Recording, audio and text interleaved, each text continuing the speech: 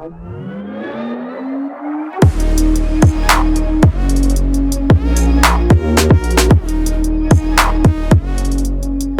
right, ladies and gentlemen, welcome to the Entrepreneurs on Deck, What's in Your Pitch Deck podcast, where we ask the one simple question, what's in your pitch deck? Today, we have commercial real estate guru, Mr. Rob Velez, here in the Northeast Pennsylvania region. He is 26 years old, hails from the Northeast region of Pennsylvania. He's the top producing commercial real estate agent for the past 5 years in this area. He's the owner of several multifamily properties, including commercial properties. And he's a collaborator here to help people by any means necessary. Mr. Rob Velez, thank you for joining our show today. Thank you so much for having me. You guys know me. My name is Mario. This is my partner, Wes. And we are here to get this show on the road. So let's go. Let's hear from Rob. Rob, talk to us a little bit about what you do, what your background is, and just a little bit about your knowledge in commercial real estate. Hey, have you ever been told a secret you couldn't believe you were hearing that sounded too good to be true? But deep down, you knew that if it worked, your life will change forever? Well, that's exactly what happened to me. Before this book, Credit Design Secrets, I had no idea that you can design your own credit to the T. I'm talking about being able to add leases, auto loans, personal loans, and a bunch of other types of primary accounts onto your credit report. I mean, it's mind-blowing how you can create your own solid 800 credit score. I'm living proof. I drive an S-Class. I have over $1 million worth of credit. I've been around the world twice on vacation, and this is all before I even started my own business. Hey, you weren't lying about the credit, and every Richard Mille can get with it. Man, if you're an entrepreneur, you're gonna love this with all of your heart. I'm so excited for you right now. I can't wait till you read this book. Do yourself a favor, hit that download button, download this book, and unlock the secrets bankers and only 10% of Americans are privileged to. Do that, and you'll begin your crossover to the big leagues. Just to show you how real this is, I'm gonna give you access to a $5,000 revolving line of credit you can add to your credit right now. I mean, like right now, today. I'll see you on the other side, where you can get the chance to see what having exceptional credit looks and feels like. I'll see you soon.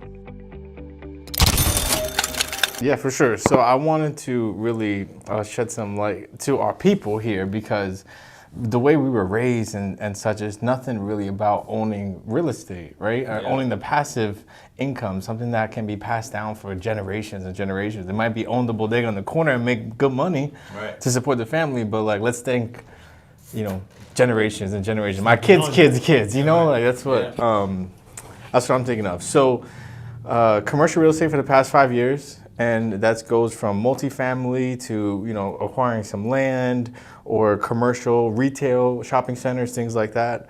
I love the investment space. That's where I spend most of my time. So like selling self-storage properties or things of that nature, apartments. So I sell commercial real estate and I buy apartments because I think everyone always needs a place to live, Absolutely. Yeah. So it's like, always looking for a place to live. I don't like a lot of risk. Right. I say I'm kind of a coward when it comes to that. I'm not trying to just gamble, and I think everyone always needs a place to live, so I think it's a safe place for my money. So you mitigate your risk by staying in a niche. Exactly. And you understand it, Yeah. if you're at it for a while. So you mentioned investment properties. Yeah. So which is an area that you like to stay with. Why that area? Is it because you have knowledge about it and you can convey that information to a party that's looking to invest, or are you solely talking about your investment situation? Okay, so it goes both sides. Whether I'm going to help you find an investment property or me.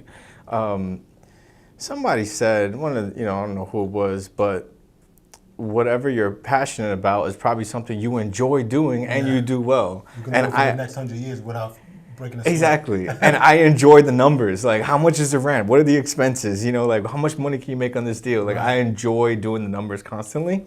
So I think that's why I kind of focus into the investment space the most. But that's great, though, because if just how you just broke it down just now, I imagine if you have a client who's looking to gain your trust, and just so he can actually do business with you, just breaking it down like that gives that person some insurance that I can work with this guy. He just broke down how to make the investment. Yeah. And if yeah. I can just give him the money and he just do all the work, I'm in there. No, for sure. You have guidance, you know, Yeah. you got a professional on your side. So it's very important, I think, to have a realtor, someone represent you that is doing it, who's in the field. Yeah. Some people don't like it. Some people are like, this guy's going to take all the good deals. It's still a friendly competition. It's all right. With your client.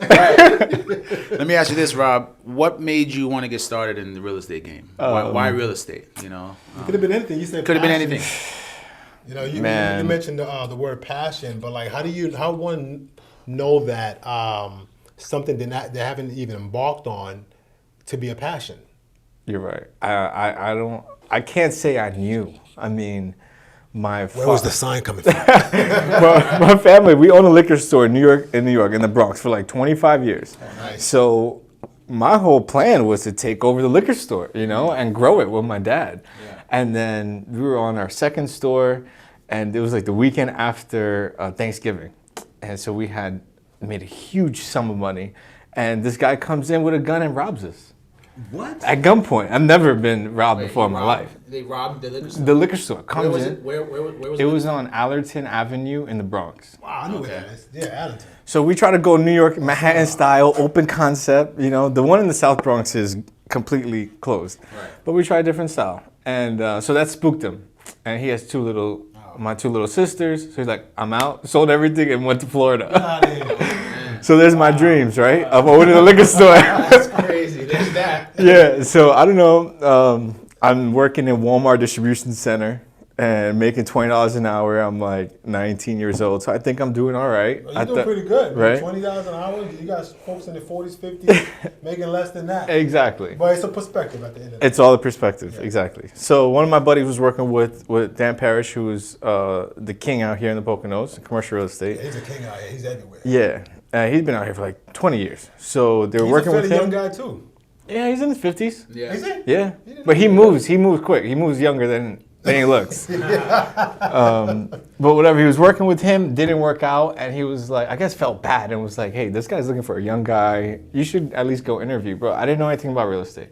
I didn't know what was commercial real estate compared to residential. Gotcha. I came to the meeting, and Dan was just like, this guy's a bodybuilder, and if I could take his dedication to bodybuilding and put it into real estate, he'll be a beast. And he I guess turned me into a beast. So you're Yeah. a bodybuilder. I competed a few times. Okay. Okay. Yep. We were saying that too at some point where when you see someone and they physically in shape or they dress well and everything like that, you know this person is about his business. Yeah, And they have a certain discipline that most people don't have. absolutely. And that's a person you want to work with. And him being in the space that he's in as far as a business owner or an entrepreneur, he recognizes Yes. that. He recognized that What it takes. what it takes. And I can make a champion out of this guy. And you are a champion right Yeah. now. That's true. He picked the right one. Just to touch on that, like I think appearance is everything, right? Yeah. You know, and that can speak wonders when it comes to you being successful in your business. Because imagine, like I used to be a police officer, so we used to go through training all the time, and they say when you show up to someone's house and you're fat, sloppy, shirt untucked Yes, type yes. of police officer, immediately they're gonna say, well, what is this guy gonna do for me? I have a guy that's just robbed me, or I need you to go, I need you to do. But that might be the smartest and most intelligent cop that you know. Yeah. But when you come to the door and you're looking good, your shirt's tucked in, immediately they're gonna say, all right, well, he's gonna here to be saving my life, and he may be the dumbest guy. You know what I mean? So just your appearance, your presentation. Absolutely. One thing, if you keep yourself groomed, you keep yourself in shape, you do all that stuff. One thing they can't say about you is that you're lazy. Yeah. Cannot say that. This guy works out all the time. He's not a lazy person. You can't say that. So he's passionate about something, and he's not lazy. So okay, let's do business with this guy. That's You know really what I cool. mean? Absolutely. Yeah. I guess that got me the job, man. And there was a lot of no's after that. I mean, like, it was definitely tough getting started, because I didn't know what it took. I didn't know it was like a numbers game. I didn't know. So you never got, but you were into sales already, being that you worked for your father. But were you doing sales? Yeah, but people are coming in the door, Right, so you have constant people Exactly. customers, so it Maybe I wasn't- try to upsell them or Right. something, It but wasn't that serious. I wasn't going to get them. Right. Like, here I had to Go ahead and acquire. 19-year-old kid trying to talk to all these business owners because it's not residential. You're trying to do commercial. Tell us about some of the lessons that you learned, and then some of the stuff that you did that you would not do again. Some of the stuff I did and I would not do again. Time is huge. Time kills deals. Just like, well, girlfriends, like if there's some time there and you're not getting the text back, it's probably killing that deal's probably dead, Right. So that's one thing that I don't know about specific time, but if I let things go too far, without a follow-up, without a follow-up, exactly. Follow-up is king. Then someone else comes in and takes the deal. If I would have just made that call, I would have had the deal, Right. Yeah. That's one of the regrets I could say. We learned that in the car business. I used to be in the car business, many, many years ago. You can have a client right now show up, talking good, act like he's about to make the deal, and boom, something happened. He talks to his wife real quick, and she's pulling him away, and he now has to think about it. Mm-hmm.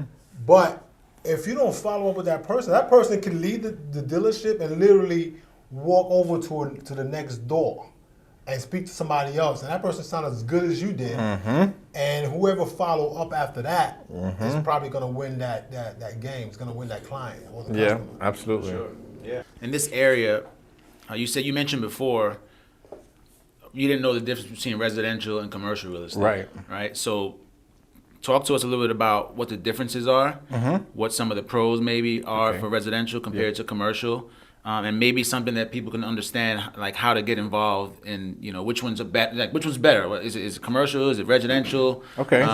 Or is it both? So if you would break that down, why did you choose commercial over residential, and maybe some of the pros and cons for that? So I'm going to try to do it in the realtor standpoint and the investor standpoint. Yeah. So try to keep me on track with that, but.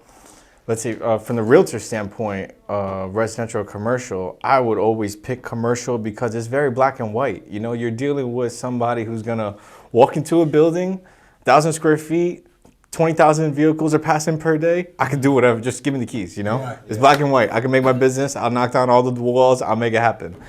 Whereas residential, it's like, the garage isn't attached. Let's go look at another house. You know what I'm saying? You're trying to sell somebody a dream. It's harder to sell. Yeah, 100%. I would think it would be easier.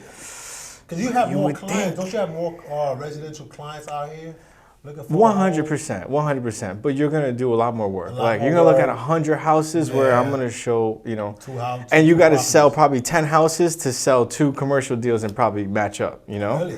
They're bigger deals. Yeah. You're not selling the corner where there's a De Novo was there on Main Street on 6th and Main. It was De Novo and the Gamer's Edge. Huge building. Right. That sold for $2.2 million. You're not finding how many houses are worth over $2 million here in the Poconos, up for sale at that. So, but there's $1 million deals up and down. So are you in that bracket as far as most of your deals? What is the average range as far as I would say brag a little bit. Brag a little bit. What's the most expensive? And how much are you making per deal, or are you allowed to talk? So it all depends. Everything's negotiated. Your fee is negotiated. Okay. So when the deals get bigger, the fee will go down. Who are you negotiating your fee with? With the owner of the property. Okay. So the owner of the property. It's probably 3 to 6%, wherever, maybe even 7. Okay. You never go past beyond that. 10%? Oh yeah, if it's a small deal, 10% easily. Or a flat fee if you wanted. If you're dealing with somebody that's not all the way savvy, that's just looking to maybe even just get rid of a property, and you work something out with them, 15%. Is that even feasible? Is that predatory? Is that There's some people that say give me 100,000 and everything above that you keep. Really? Nice. All right. For sure. So everything's negotiated. So let me just get this straight because I'm excited about this. This is for you viewers that are looking to get into this market. You're hearing it from the expert himself. So think about that. Absolutely, man. I'd recommend everybody because a lot of people are struggling right now. We're coming out of the pandemic. Maybe people lost their jobs. I would highly recommend to get your real estate license. And if you want to be in the investment world, go into commercial to deal with the business owners. Yeah. It's easy. You don't even have to be a U.S. citizen to have a real estate license. 18 years old, high school degree, get your real estate license, and you can literally. So he just said you don't even have to be documented to make money over here. It's That's crazy. My name is Mario Gonzalez. I'm 63 years old. I'm retired from the building services in New York City and luxury condominiums. 41 years. You know, today in this market, a lot of people don't know what to do with their money, don't know what to do with their investments. So you have good credit. Well, what do you do after that? Maybe get a loan, get that house, get that beautiful car. But the main goal is to try to cut your lifestyle of work in half and enjoy more. For me, I have no regrets because I properly designed my life. Today, I enjoy my life and enjoy my grandkids and enjoy doing what I want to do. But also, I try to consult and try to guide people to do what they need to do early in life so they won't have to go through 41 years in the workforce out there. It's a hard world out there. And you know, the workforce is not easy. But you can make your life easy if you design it properly. So you are watching and listening to Entrepreneurs on Deck, What's in Your Pitch Deck podcast. We are sitting here with one of the high-end individuals here when it comes to real estate here in the Poconos, the northeast side of PA. So yeah, we're having a wonderful conversation. Stay tuned. But yeah, so what other questions you have? Yeah, so you mentioned the commercial side. Now the residential, is that something that first time, let's say you want to get into real estate for the first time? Like we have a lot of clients, us life designers, we do, you know what we do, we help people create investment opportunities for themselves. For And sure. The first thing after they come through our program, after their credit is fixed up and everything's good, they want to start now getting into real estate. Yeah. And most of them say they want to get into flipping houses. Do you think do you think that's something to start out? Is it recommended maybe to start out in commercial or start out in residential, or, you know, talk to me about that. Yeah. So if I could give guidance to the first property you're gonna buy, getting into real estate, I wouldn't do a fix and flip because if it's your first property, you don't know shit. You don't know anything. Then you're at the mercy of your contractor. And they can screw you up. Yeah, exactly. You're not savvy Oh in my- that if- space, they'll take advantage of you. It's like being in a third world country, you know, and they're trying to haggle you for a necklace. Like they know you're out of town, a tourist, you're gonna get jacked for the price. Something that costs $2, you're gonna get hit with $100. Right. So you don't want to. I wouldn't say fix and flip first because many wouldn't do that things can go wrong. It's risky. Yeah, it is. I would say also no single family houses because no single. If you're looking as a rental, right? If we're looking for investment properties, Yeah. no singles because when that tenant leaves, now your property's 100% vacant and you got to fill all the bills. The programs that people for first-time home buyers is called FHA, although you can use it multiple times. So you got 3.5%, 5% down. They give you those programs, and you can buy up to 4 units. That's the key right there. Nice. That's it right there. You could buy a 4-unit building, and you can get in with 3.5% down. Well, FHA, you live in one. You have to live in You one. live in one for a minimum 2 years. Minimum 2 years. I thought it was 1 year. You live in I think for a year, and then you can.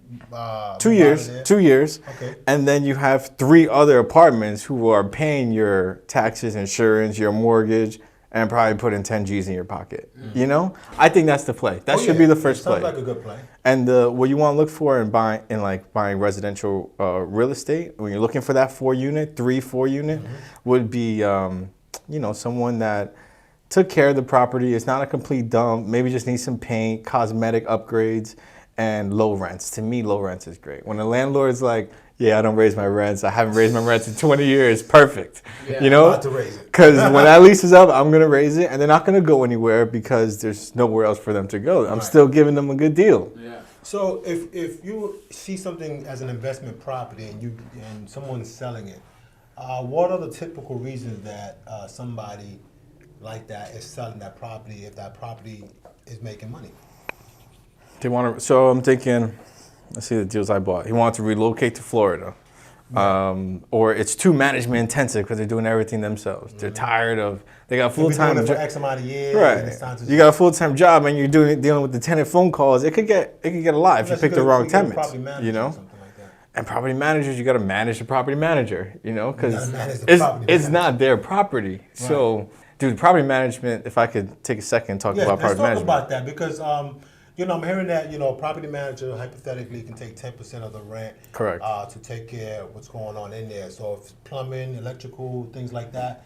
So break they it take down. they Break that take down. 10% off the base. That's it, off the rip, 10%. No matter, they don't do nothing, just to Right. look at the property and do their things, like collect the rent and do all that. if something Take the phone happens, calls, they- 10%. Something happens, you get charged for everything. So like, what I find weird about it is that they get paid for the things you don't want.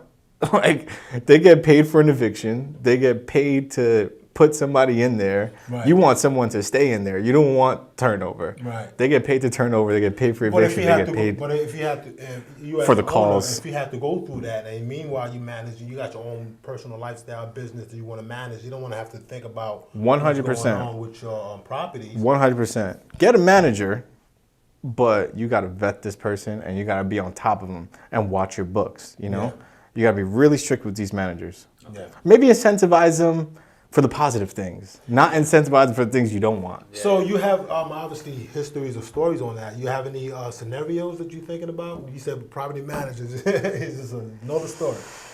I mean, that's just the common, it's the common, everybody. Common theme, Yeah, I mean, you can't find a good property manager. It's very tough. It's like that. What It's very about tough.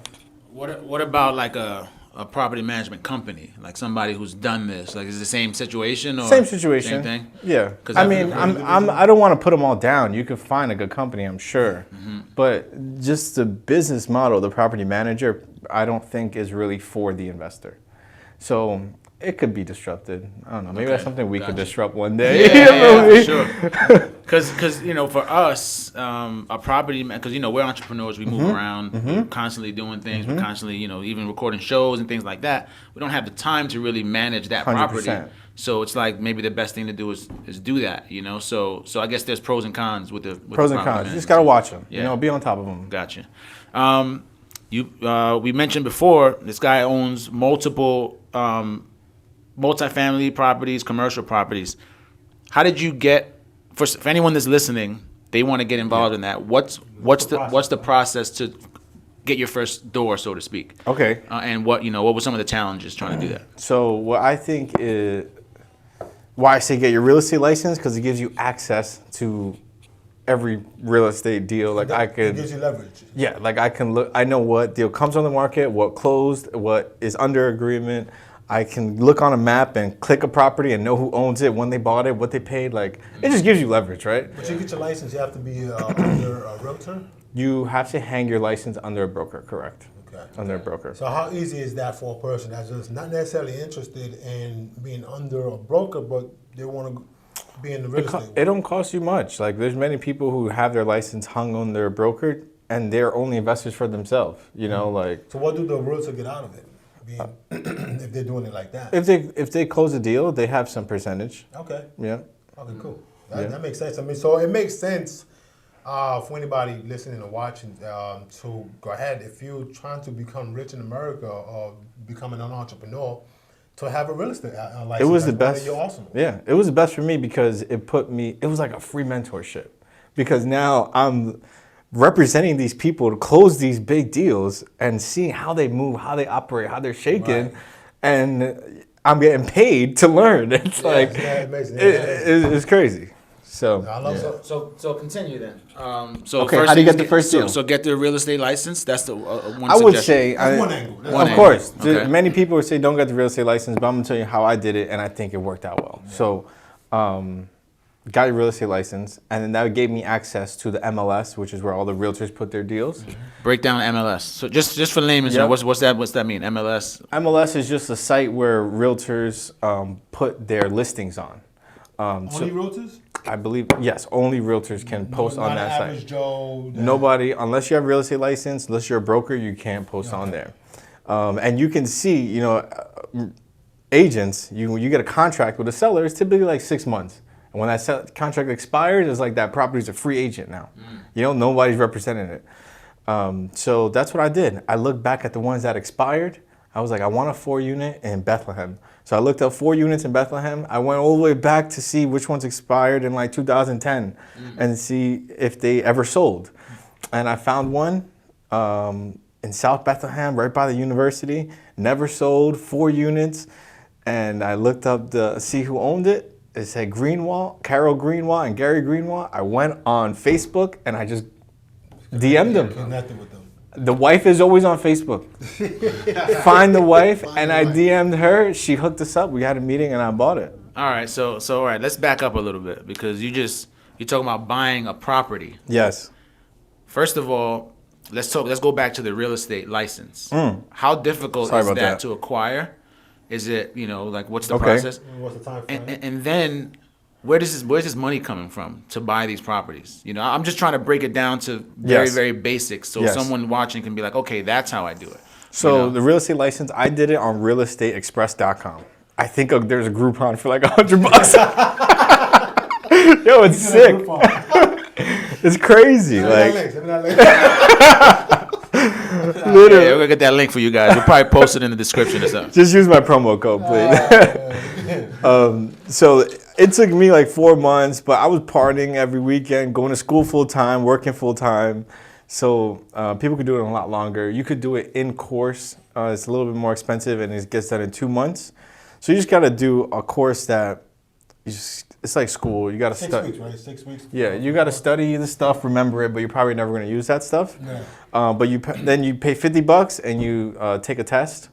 You got to get like a 70. Nobody knows, it's just pass or fail. That's all you show your broker. Nobody How long knows. is the test roughly? Like how many questions? Like Probably like 160 questions, I think, something like that. okay. About 2 hours, 3 hours. Yeah, it's not bad.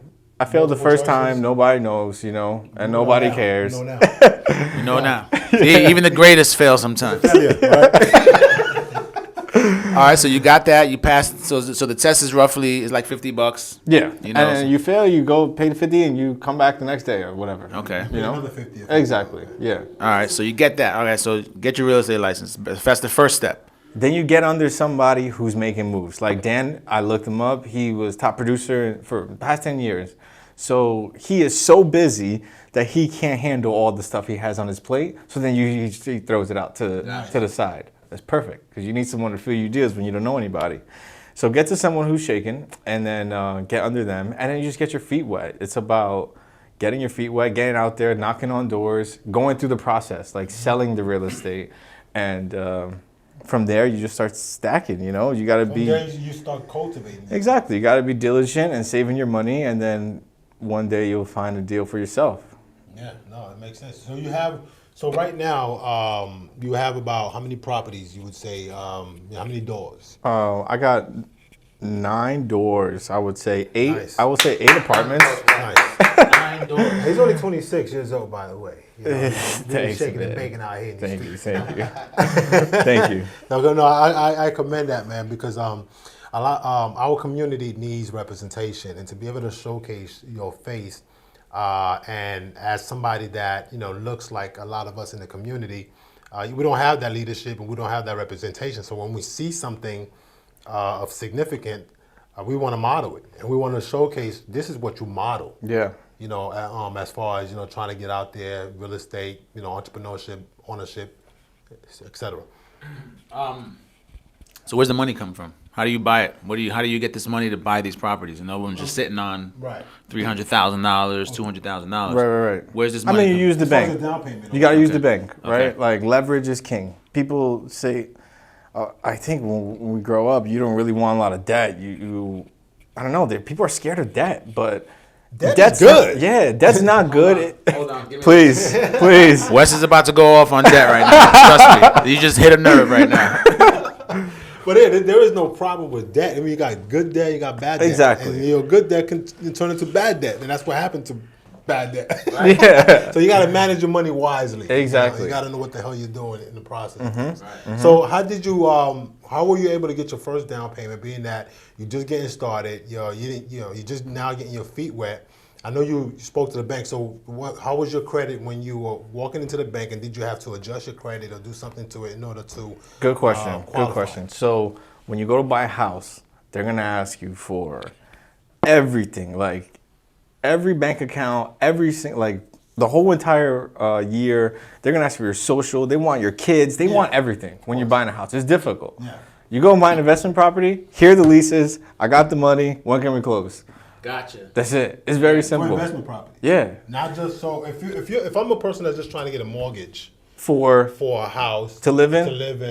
the process is brutal. brutal. So now, if it's an investment situation And the numbers are and right. the numbers are right, let's say the comps in the area is on point. I got it done in 3 weeks. It's done in 3 weeks. My banker didn't even send out an appraiser. He was just like, Rob, send me some pictures of the property. Let me see the leases.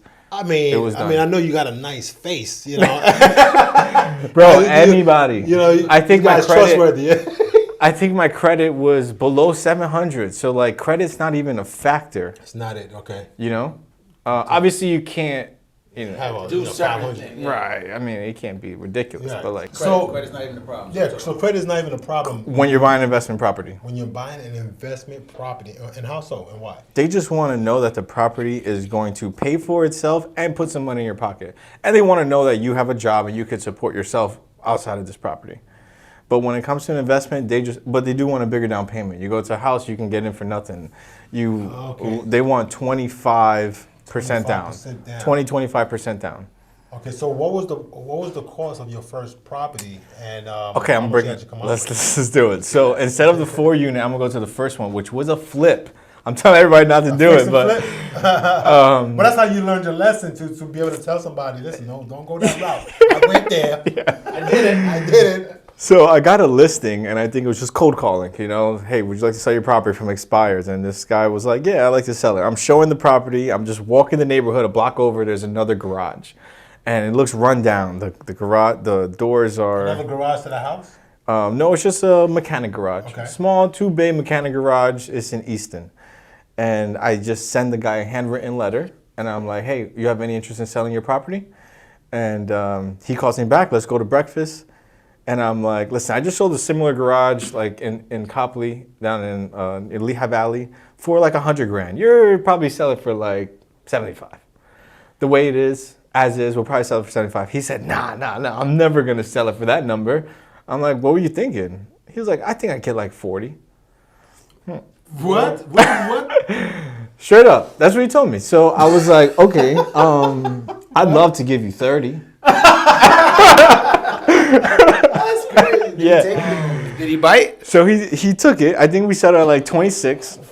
Jeez. You settled at I 26? I guess I offered less. So we settled at 26, and I wanted to keep it old school. I put it on a piece of paper, So you mailed out a letter, Handwritten letter to his house. and you mailed it, mailed it to his house, and he called me. and he called you. And then I just How often does that work? When you very often. very often. It was. Okay. It's one of my things. Success. Yeah, for sure. No, direct mailing. I mean, I've been reading up on these things, but yeah, direct mailing is one of the.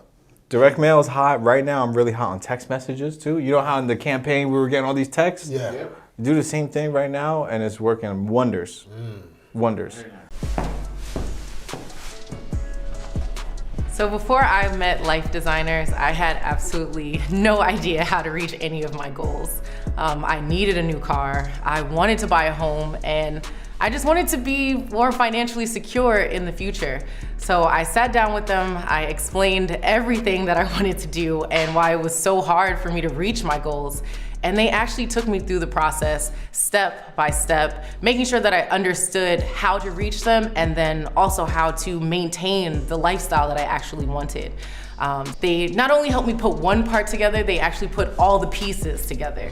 So I couldn't be any more thankful. And besides that, just educating myself, I was even able to help my family and friends even start their journey to reach their goals the same way I did. So like how to save money, how to budget, and how to really manage their debt so that they can improve their credit and get all of the goals that they wanted like how I did. So I couldn't be more than grateful for Life Designers for really designing my life. And then now I've been able to help design other people's.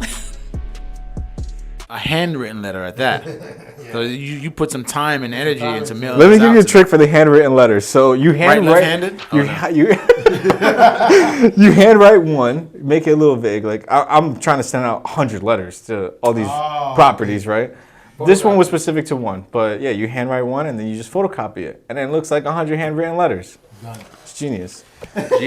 Genius. There's a tactic, guys. You guys are in class today, right, man. you're in school. All right, now let's get to some fun part right here. Were you done? Were we No. done with that? Okay, So go ahead. real quick, I'm gonna try to keep this one quick. So this guy, he wants like 24,000. I tried to put it in a piece of paper. I didn't want to type a contract. I'm just like write everything down. I just wanted to keep it old school for some reason because this guy was old.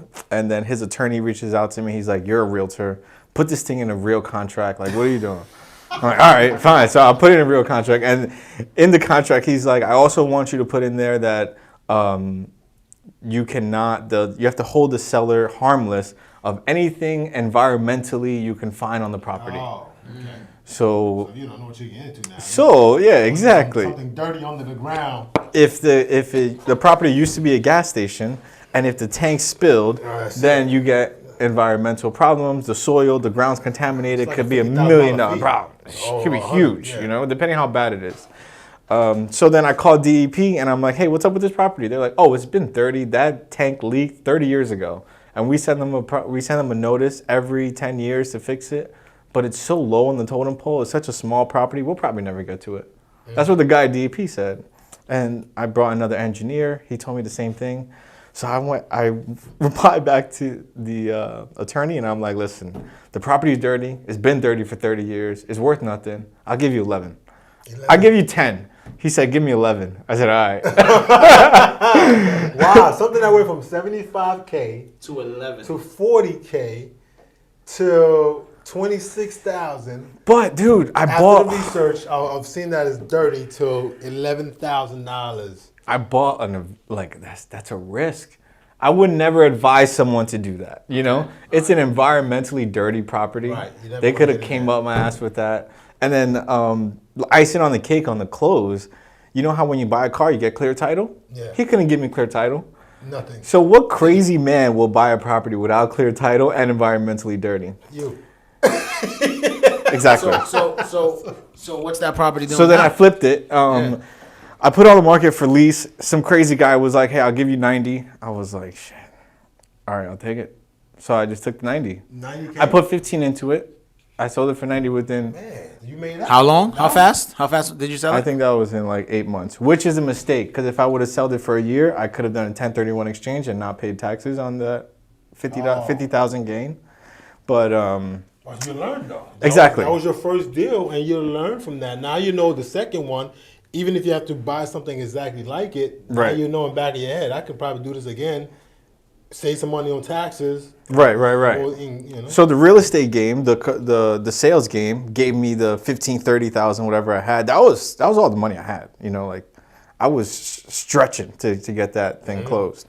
And then that gave me the profits to buy the 4 unit in Bethlehem, where I took the 50,000 and bought that 4 unit. Like I said, the rents were super low. The guy never raised it. I took the rents from $725 to $1,250, like damn near doubled times 4. You know what I'm saying? So bought the property at $200,000 with $50,000 down payment. Your mortgage is like 900 or something. How much? Mortgage was like less than $1,000, and I bumped up all the rents after the leases expired.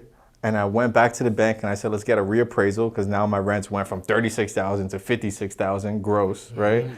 And they upped the property value from $200 to $325. The bank will give you 70% of that. So within 11 months of buying that property, I got my 50 G's back on a refi and 30 on top of that. And it's still cash flowing for me and my family forever. That's the game. My friend. That's the game, man. I'm telling you. Are you guys catching all of this? One Did you more guys hear thing. that? One more thing. Let's go. Keep it going. Keep it going. Keep it That's going. okay. So the 50, I got my 50 back, my down payment. The 30 that I got is tax-free money because it's a loan, right? I still have debt on that. Right.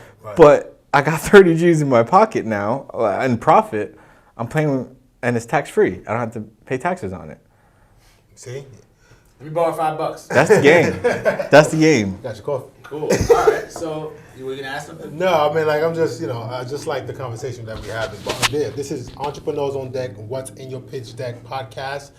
We see what's in his pitch deck. He has a good business plan going on here, and you may want to use that motto as well. Let's get it. All right. So, but yeah, I mean, like, I think You know, there's a lot more things. Oh, you know what? Let's go into our case study scenario that we had earlier.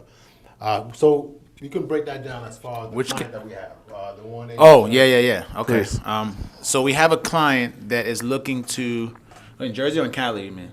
Let's do both. Let's do Jersey first. All right. So, well, she's in Brooklyn actually. Oh, Brooklyn. She has a property that is, and this is a residential. Okay. So she has a property that's paid off. It's a house that's worth $600,000. Okay. And she's looking to get equity out of that. Mm-hmm. You know, she's a co-sign, not a co-signer, but her and her grandmother are on the paperwork, Okay. on the deed. And she calls us and says, "I want to pull some money out from this property that I own and put it into something that's going to bring me back some money." What is your advice there? What does you recommend? What do you think? How does she go about doing that process? And let me give them a little more. So now, the money that they have, the income that they have, is through, I believe, the grandmother. She gets like a pension or retirement, Social Security, whatever. I think she makes a good amount of money to sustain whatever deals she can probably get into for that. So yeah, give us maybe a couple of scenarios like what can be done in order for her to reach her goal in that. Yeah, so I would do a refi on the house. So then a cash out refi is what they call it. Cash out refi. They probably give you 70%. But let me ask you this: a refinance don't you have to have an active mortgage on it, or No. No? No. You can just go ahead, Refi continue. to get the equity out. Right. Gotcha, okay, Cash go out refi. Yeah, cash out refi. Continue. And that's a smart way to do it because interest rates are so low right now. So it's like free money, really. Like for every 100,000, you're paying $3,000 a year. Like you can do better than that on the street if you invest it. So that's really cheap money. So pull the money out. She got 600,000 at 70%. I don't even know what that is. Probably 400,000 she could pull out, and you take that and leverage it and buy a $2 million apartment building, and then that is going to last her and her family forever, and you might make like 8% at purchase, and then as you increase the rents, if you find the right deal, that's probably the best bet. Do we have a game plan why they want to do that?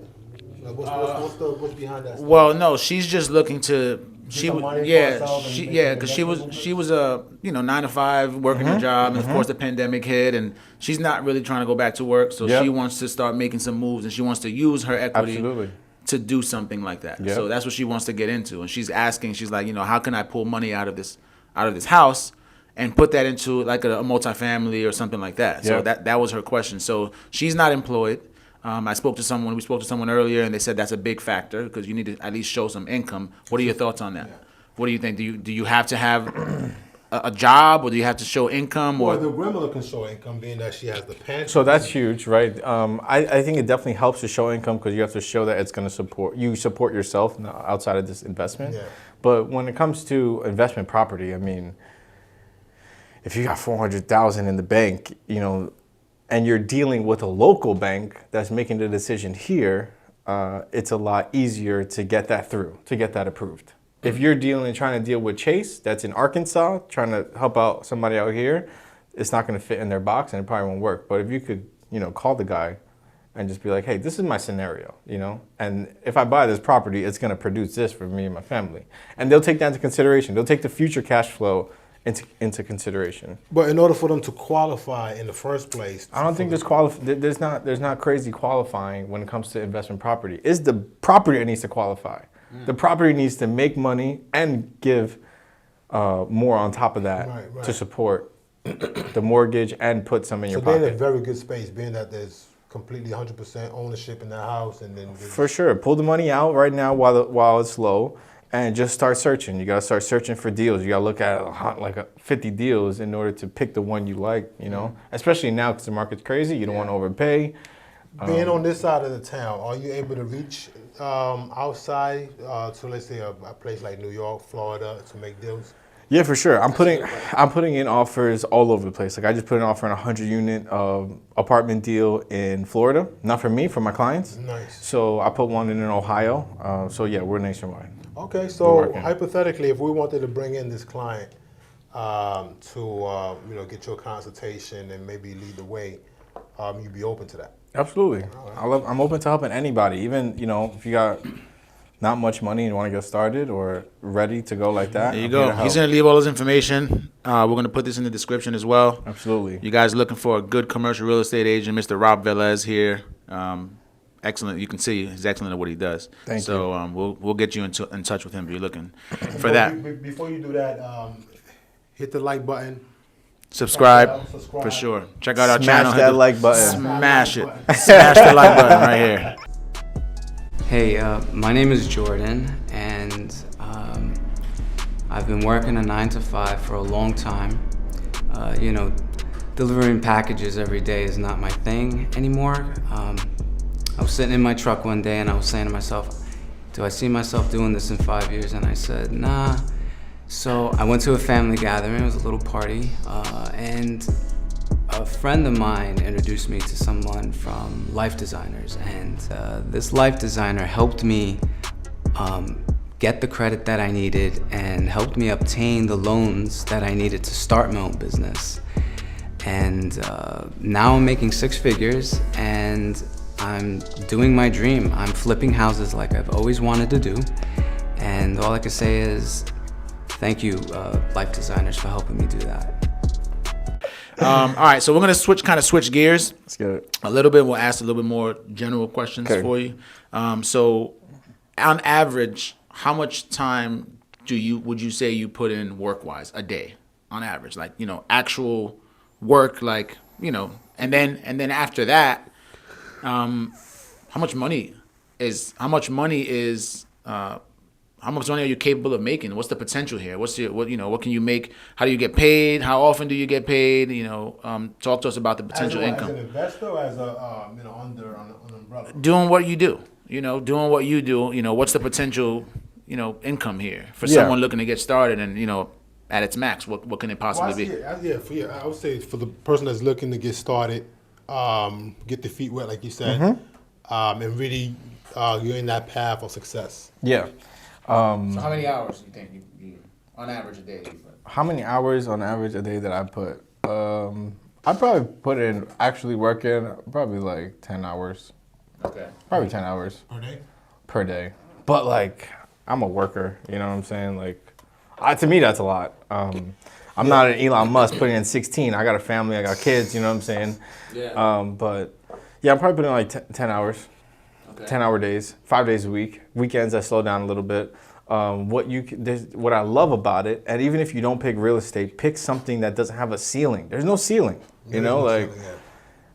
you can come out the gate selling real estate, and if you do it correctly, you make 6 figures in your first year, second year, no problem. Like, that's blink of an eye, you can do it. So, how about this? Let's say, as an investor, because we create investors every day as life designers. So we help people get the credit, money, whatever. If somebody have 20K, and you want to keep, let's say, this client for life, because they're gonna respect you, what you do for them off the rip, right? So the client has 20K, they got the income that they make. Let's say they make, $55,000 a year.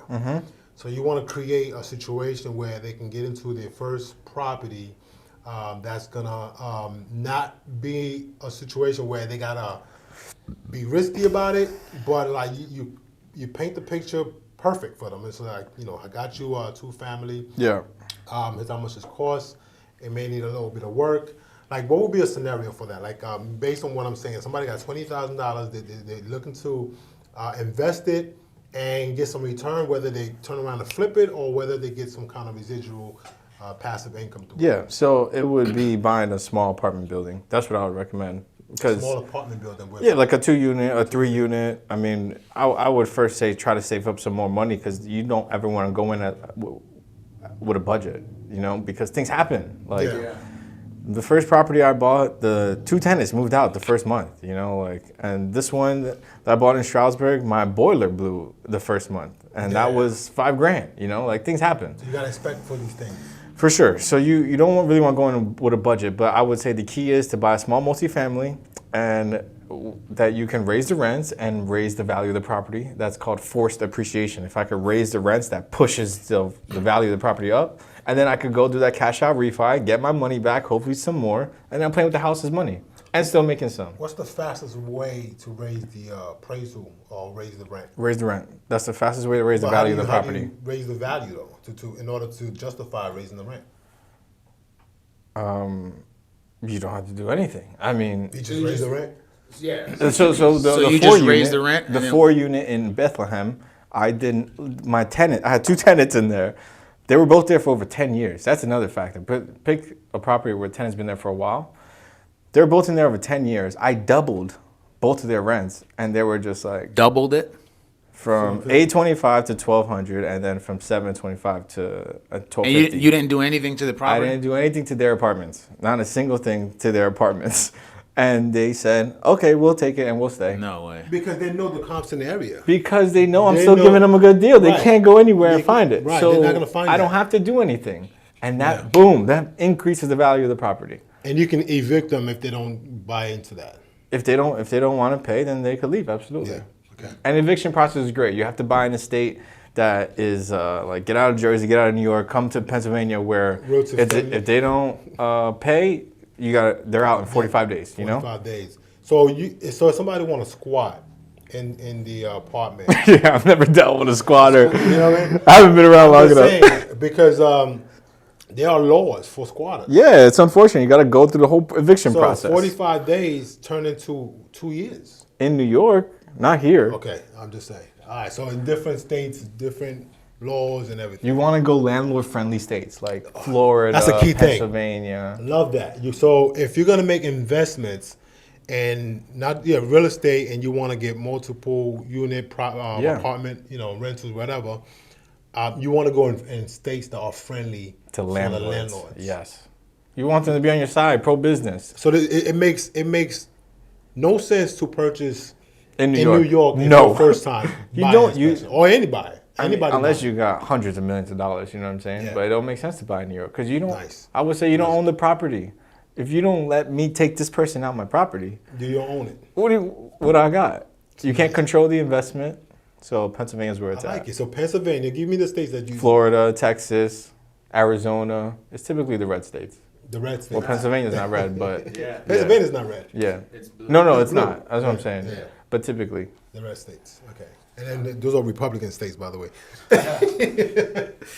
So really quick, potential income. Somebody. Yeah, What's up? so, What's up with the money? Like, how the money looking? so in real estate sales, the first year I probably made like 15 G's. I made nothing, and then by year, what I liked about being a Dan Parrish team, he was like, if you're not making 100 grand, you can't be in this team. So that pushed me. So by like year 2, I think maybe year 3, it was at 100 grand. Then I learned how to. Then I learned how to sell. I started reading and learning how to talk to people and communicate. Like, if you knew me back, if you knew me back in high school, I couldn't. When my boy said go interview with this guy, I said, bro, I don't know how to talk to people. You was an introvert. Super, I would think I still am. So I'm probably pretty consistent around like 200,000, $250,000 in commission sales, and then. But then you got people who are selling, like my boy David Cohen, who works for KW Commercial as well, out in California. He just sold a $250 million deal. That's a nice. And the commission rate is what? He probably made like $3 million on one deal. So he's just instant millionaire, right? You know what I'm saying? So, and I'm working with this huge group right now. We're trying to buy a 100,000 square foot building in New York. So like that could be $1 million deal. It's just where you're playing. Like if I'm gonna keep playing with the duplexes, that's what I'm gonna get. But But you gotta make. You're gonna work bigger? You gotta climb your way up too. You gotta learn the pitfalls of Learn how to talk to people, different yes. phases of real estate. For sure. And then once you get to that point, it's like and you get confidence of if they're your closing confidence, deals. Yeah. And, yeah. So you have to build up your confidence. You don't just Correct. walk in there with a $250 million deal. Correct. And then be like, I'm Superman. Here. He's only been in the game 4 years. 4 years, which is not bad, depending on your mindset and where you are. That's with not it. very long. It's not, but it's long enough depending on the person. No. You do anything 4 years, you're a professional. Like, You Yeah. know the game. You're seasoned. Because I know even with being in the dealership when I was in it, probably 3 months I was in there just based on personality. Yeah, yeah. Not because I knew a lot about the product or anything like that, just personality and being a people person. Then after learning the product like 6 months, a year, I'm out of there. I'm done. I'm rock star. Yeah, yeah. You know what I mean? So Yeah. I imagine 4 years in anything. Correct. Yo, If you're going hard, you'd be know, good. This is true. I agree. All right, so yeah, let's shift gears a little bit. This is Entrepreneurs on Deck, What's in Your Pitch Deck podcast. So we're going to start to ask some entrepreneurial questions so here. hit that like. Hit that like, Smash that. the like button, subscribe to the channel if you want to hear more valuable information. We got Mr. Rob Velez, Northeast Pennsylvania, top commercial real estate dog, and the description will be in the comments below, or the description. I don't even know how that works. Whatever, but you'll see it somewhere here. Somewhere down there somewhere. So as an entrepreneur, let me ask you this: what motivates you? What drives what drives you to get up and do what you do every single day? Like, and how important is that? Yeah, money, of course, but you have to have a passion for something. For that you're sure. doing, so. I think it stemmed in the beginning of just seeing my parents. Like my dad would wake up and work crazy hours and not sleep and still be up and just, it was nonstop. It was just the way they did it. So I think I got that without even knowing it. I just, kept hustling no matter what. But I really want to go back and I envision myself, this is what motivates me when I'm ready, in my private jet in 2 ways, with my feet up and my kids running around and some of my family with me. And then in another day, filling that private jet up with supplies when a natural disaster happens and I'm taking it to Dominican Republic, or building a school, putting my name on ESU Business School. I want to do big things. So I'm just hustling, Right. So that's the motivation. For sure. Be able to put your name on things and Leave something behind. And that's why I'm doing the content. So then my kids could come back and kind of see what it took, Yeah. Absolutely. This is a legacy. Like anything that you put on, you document on video and that's out there, it's out there for life. Mm-hmm. People can literally research and and boom, this thing pops up and they see your credibility, they see who you are. So that's why you want to be able to be presentable at all times. Absolutely. You just never know who's watching it. It's true. My grandfather out in Dominican Republic, he has 19 brothers and sisters, and they all own 100 acres. He's Dominican, right? Yeah. Okay, I get that. Dude, there's one strip, and his brothers and sisters all own 100 acres each. Nice. So I'm like, where did this wealth come from? Right. And I asked him, he's like, I think grandfather left it from. Nobody knows. Somebody knows. I don't want that, because if those values would have stayed correct and passed down, then maybe not. This one wouldn't have sold, Maybe we could have created something bigger. So you want to have statues of you. For sure. On your land. I would love that. Have a big, 20-foot statue. Right on Rob ESU Circle, Velez. imagine. That'd be something. But that's what the greats do. They don't wait for anybody to create that or put that together for them. They actually put it together for themselves. Yeah, for sure. For You know? sure. There's a lot of people that give back to charity. In order for them to give back to charity, you got to put a statue right there for my name. Want me to Put my donate to name you? on there. Put my name on there. Right. That's what happens. Yeah, it That's how the is. big dogs do it. Yeah. So I think we had a good time here. I want to close it out. We're gonna close it out how we close it out. Okay. All right. So, it's a 2-part question. We'll answer this and then we'll go into the pitch deck.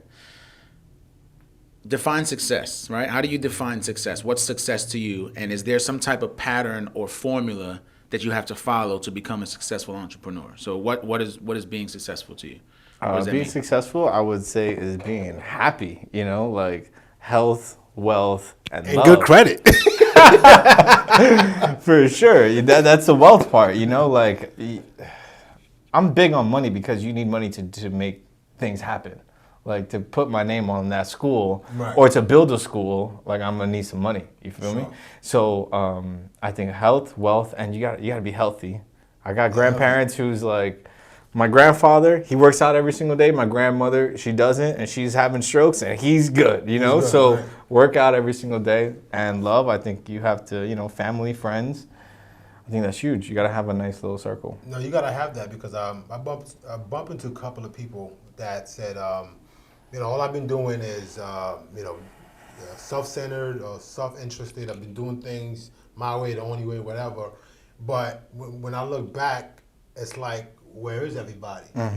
You haven't really been building relationships. Yeah. And then somebody That's the dies. biggest key. Right. Like if you're not building relationships and you're not growing with like-minded individuals, that could be a mental health situation as well. And that can go deep inside and be like, damn, like what happened here? Yep. Same thing with, if you're not careful and you have a wife, a family, whatever, you can turn around and lose all that stuff. So yeah, love is everything. So if you're doing it for, not only the legacy or the generation of wealth, but like for your immediate family right here and present Absolutely. with you, they have to know that you are here for them. So yeah, that's the hardest part for sure. Letting the family and the friends, the closest one to you, to let them know. Yeah. It's like I actually had a breakdown for whatever reason a few days ago. I think it was because I don't know. I think I was doing a little bit of drinking, but I started to think about my friends. I'm like, dang, it's been a while since I spoke to such and such. It's been a while since I spoke to such and such. Like I was naming a few people. I'm like, damn, this person's been in my life for about 25 years or 30 years, whatever, and I know there's not a lot of people around that know me for that long. And I started thinking, I need to do better with that relationship. Yeah. I need to cultivate that relationship. Absolutely. So it was like, I got emotional. I was just sending out a text message. I was like, yo, what you doing right now? Love you, bro. What?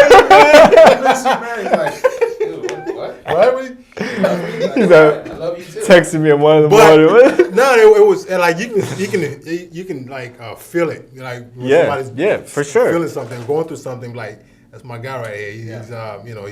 He's reaching out to me, and then just reaching out to that person was like, oh, I'm about to have a baby, this like word, like all that stuff came out. I was like, damn, if I didn't send out this text message, I would not know about all Look this at that. right now. True. So you gotta stay connected, stay grounded, and just continue cultivating, your family, your friends, the people that's close to you, and whoever comes in your life, just build. Yeah, man. Try to build everybody up together. Connected. To success, I think one thing that is very important that I do, which I've learned that I did, I could make 100 phone calls and get 100 no's. But then I come in tomorrow and I had no idea what I did yesterday and I'm just back at it again. Like you can't take those no's and get discouraged. No. Like you have to take those no's and almost get excited that there's going to be a yes coming very soon if I get more and more no's, Consistency and persistency. Yes, exactly. Yeah. And the discipline to actually do the work. Like you have so many opportunities to not go to work, so many opportunities to go on vacation, to drink, to be out all weekend. But so yeah, speaking of getting no's, how much no's do you get in your business before you get a yes? I mean, it's probably like 6, 7, 8 no's before you get a yes. Like I've walked into deals. That's not bad. Some people have to make 100 phone calls of no's. Well, and 101 is yes. I'm saying 6, 7 no's from one person until they say yes to me. Okay, you know what I'm saying? okay. Assuming you have a property, I know you kind of want to sell it. I'm gonna keep bugging you because I don't want you to work with anybody else. Like there was this one point, I'm bringing this old man everything I could, Easter chocolate, bagels in the morning, just to stop in. Right. I know he's there at 8 a.m. I'm going completely out of my way because I want this listing. I would walk in and this guy would be like, what do you want? Like how hard is it to come back the next day and do that again? Right. When your boys are like, so you get that experience, you put it on your IG and your boys are like, dude, just give it up, Boys that you admire, that are making moves. But I was disciplined enough to keep it going, not give a crap about what happened the day before. And I got the deal. That was like a $30,000 commission. So it's discipline. That's inspiration right there. I mean, don't give up. You just don't know what's around the corner. You hit, and it's like the 10th hit is like, oh, that's where the gold is. Exactly. There's a story like that. Somebody was digging for gold. Dug and dug. Saw nothing. Somebody said, you know what, can I purchase this area from you? The person was like, well, there's nothing here. Boom. The very first day. Boom. It's like, and millions of dollars was made. Meanwhile, probably purchased from that person about 10K or something like that. That's the very telling story. Absolutely. Don't give up, man. For sure. Don't give up. So how do you want to close this? So you guys heard it, Mr. Rob Velez. commercial real estate guru. He's going to leave you all his information. Now, this is Entrepreneurs on Deck, What's in Your Pitch Deck podcast. So we like to close it out like this, right? The world has your attention for 30 seconds. You have 30 seconds right now. The entire world is watching. Everyone from every state, every country. He's making me everywhere. nervous. Right. The whole world has your attention. Okay. What's your pitch deck? What's your pitch to them to do business with Rob Velez? To do business Go. with me.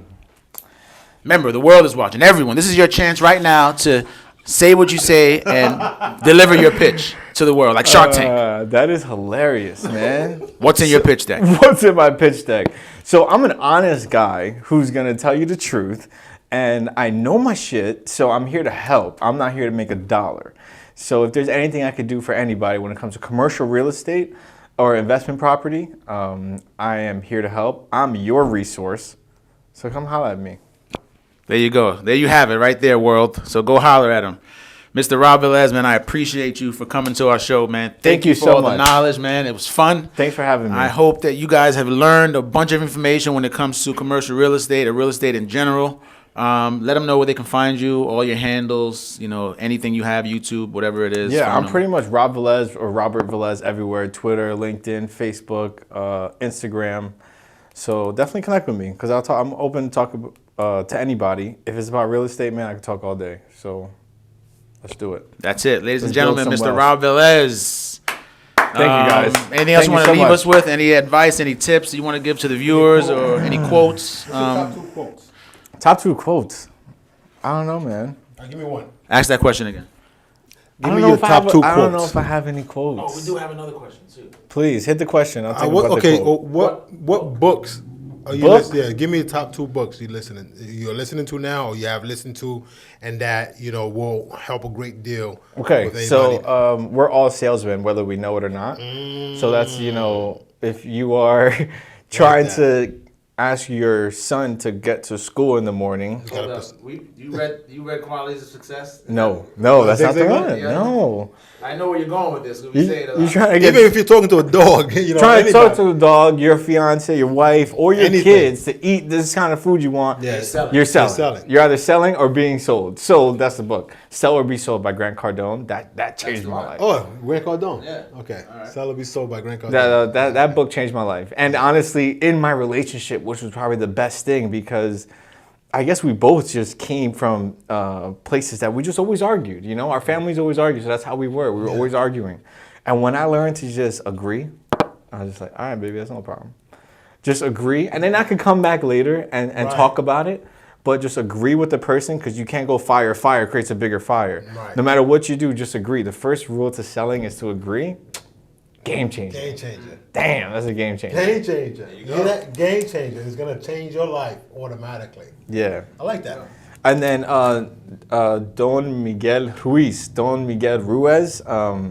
works with 50 Cent and all that. He's got a really small book. It's called The 4 Agreements. So I would really recommend you guys read that one too. 4 Agreements? The 4 Agreements. It's really good. Listen, we do about 3-4 books a week each. Yeah. So Cool, I'm cool. going to hop on that one.